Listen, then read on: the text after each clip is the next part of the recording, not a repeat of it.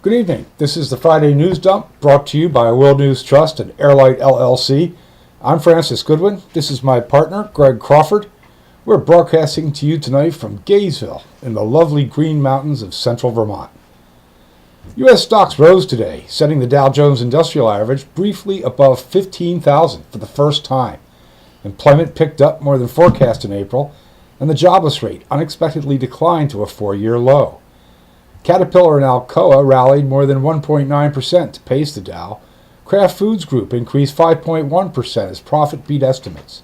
AIG climbed 5.7% as operating earnings surpassed projections. And LinkedIn Corp tumbled 13% after forecasting sales that missed analyst predictions. The S&P 500 advanced 1.1% to 1,614, topping 1,600 for the first time. The Dow gained 142, or 1%, to 14,973 after earlier climbing as high as 15,009. More than 6.4 billion shares changed hands on the U.S. exchanges, in line with the 3-month average. And authorities in California have ordered more evacuations, and firefighters are scrambling to reposition after a 180-degree shift in the winds of the Springs fire in Santa Monica Mountains between Malibu and Newbury Park. For a day and a half, winds sent a wall of smoke and flames from Camarillo southwest to the ocean, with the fire tracing Pacific Coast Highway towards Malibu. But now the winds have shifted north and northwest, though at a slower clip. A new dinosaur found in China may be the oldest of its kind. It also may be a crucial link between lizard-like dinosaurs and the feathered late-period creatures that bore a closer resemblance to today's birds. A team of international researchers led by James Clark from the George Washington University found a fossilized leg bone on the side of a stream in a remote province in the far northwest corner of China. That's not much, but amazingly, they found more of the small dinosaur's body. Partial skeleton, a nearly complete skull, and a mandible. It's a new species of late-period dinosaurs that resembled birds. It's possible all of them were feathered. 2-year-old Hannah Warren, who was born without a trachea, Tuesday became the youngest patient to receive a bioengineered organ made from stem cells. NASA extended its contract with the Russian Federal Space Agency. NASA is paying $424 million for the RKA to deliver and receive astronauts shuttled to the International Space Station through 2016. That's outsourcing. I guess. IBM Wednesday released A Boy and His Atom, the smallest movie ever made. It was created by manipulating individual carbon monoxide molecules with a scanning, tunneling microscope. I can't wait till it comes out on Netflix. A group of researchers announced Wednesday the creation of a digital camera that can mimic the compound eyes of insects. The discovery of a tiny prehistoric bird, yeah, right, try and pronounce that one, baby. Okay, Excipilis rowel, may help to explain the origins of hummingbirds. That's what it is, right. Harvard scientists Thursday unveiled RoboBee, a robot with the smallest ever man-made wings capable of flight.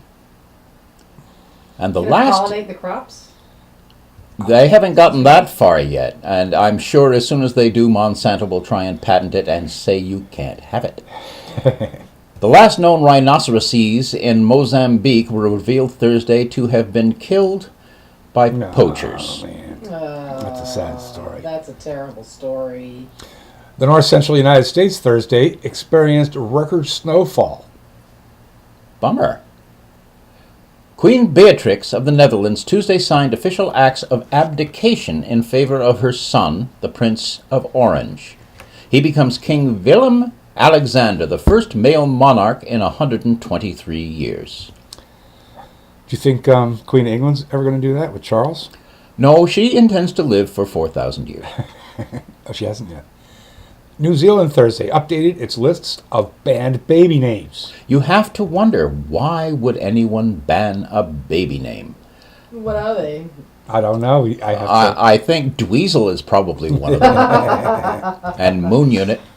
The U.S. Supreme Court Monday declined to hear a petition from Eaton Corporation versus ZF Meritor from Eaton Corporation. The court let stand a U.S. Third Circuit Court ruling on an antitrust issue that may limit the use of loyalty discounts in the form of rebates as a way of locking in customers.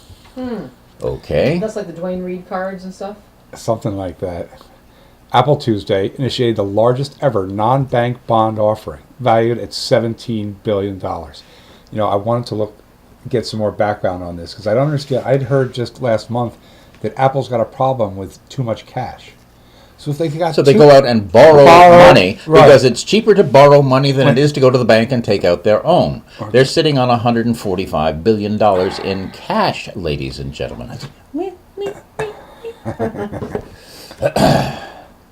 U.S. jobless claims fell on Thursday to their lowest level in 5 years. That's because everyone's given up. The UN Weather Agency says Arctic sea ice melted at a record pace in 2012. It was the 9th hottest year on record, compounding concerns about climate change underscored by extreme weather such as Hurricane Sandy. Three-dimensional printing is rapidly becoming the rage among techno-weenies. And inexpensive 3D printers use plastic filaments as thick as a spaghetti to create multidimensional objects for consumers, designers, and industry. It costs as much as $20 for a pound of the coils of plastic filament, but a college student in Milton, Vermont, says that there is a cheaper, more environmentally friendly way to produce the plastic. Last year, Vermont Technical College student Tyler McNaney learned about 3D printing and got very excited about the technology. McNaney decided he wanted to build a machine that makes the plastic filament. He didn't even have to build a prototype to attract $32,000 on Kickstarter and 67 orders for a machine he calls the Filabot. After I raised the money, he said, I was like, oh man, I guess I better build one. So I built one. Way to go. Thank you for joining us tonight from beautiful Gaysville, Vermont in the Green Mountains. I'm Francis Goodwin. This is Greg Crawford, and this is the Friday Newsdump. See you next week.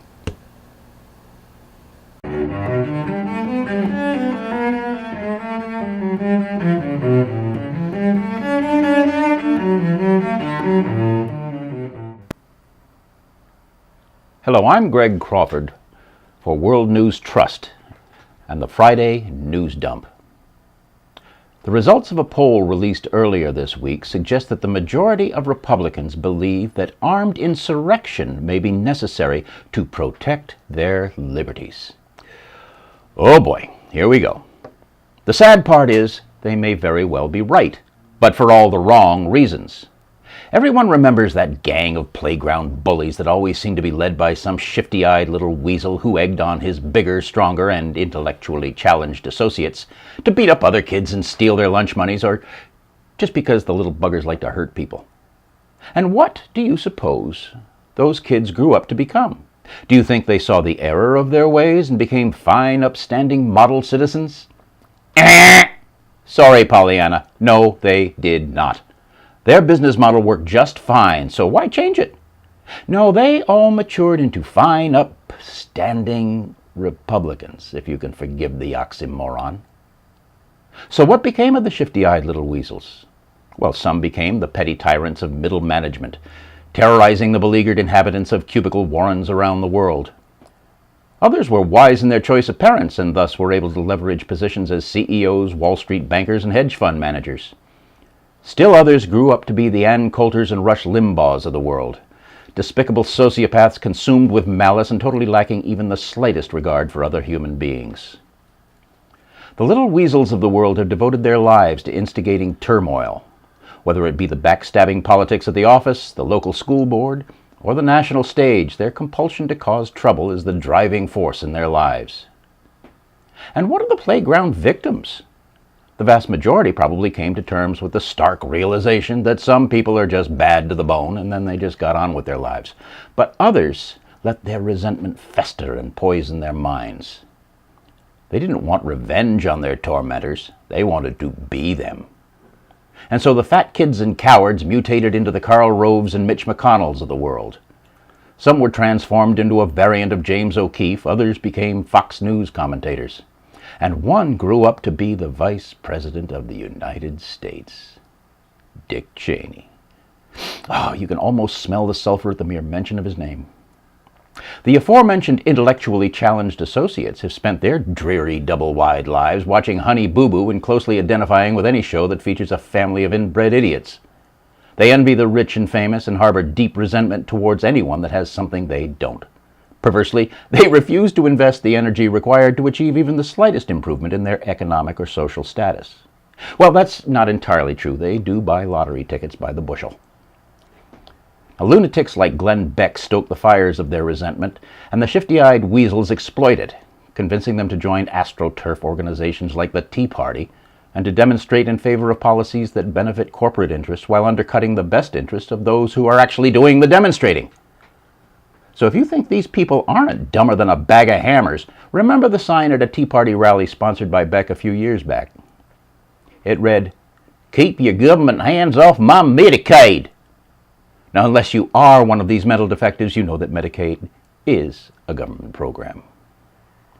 Now, lies are the very foundation of Republican philosophy, such as it is, because only lies can support their corporatist agenda. But when you combine lies, malicious idiots, and guns, well, you got a problem. You got a big problem. The NRA is evil, but it wasn't always like that. I can remember when it was a sportsman's organization that actually promoted gun safety and the sensible regulation of firearms. Then along came Wayne LaPierre, and everything changed. The NRA became a political tool of gun manufacturers and the biggest bully in Washington. In the interest of full disclosure, I am a gun owner. I don't hunt anymore, but I can still shoot the seeds out of a grape offhand, and I despise Wayne LaPierre. Bald-faced lies spew out of LaPierre's mouth like dysentery.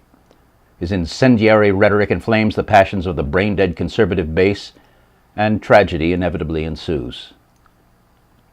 The senseless slaughter of innocents prompts demands for more effective oversight of gun purchases, which in turn gives LaPierre the excuse to once again incite his sewer rats to protest non-existent assaults on the Second Amendment, and the whole blood-soaked charade begins all over again.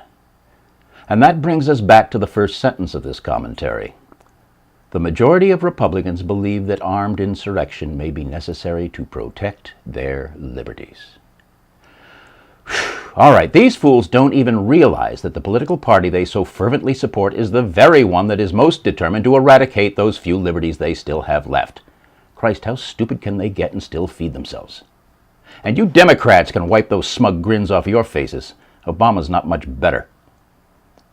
The elected tools of the corporate security state screech about freedom and then turn around and pass the most invasive, restrictive, and draconian laws the nation has ever seen.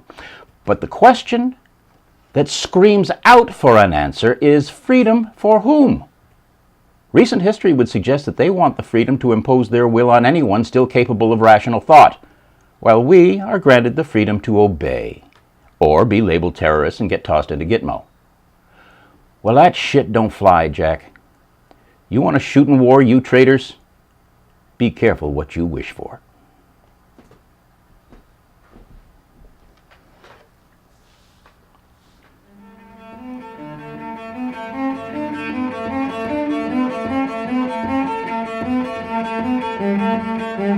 Thank you.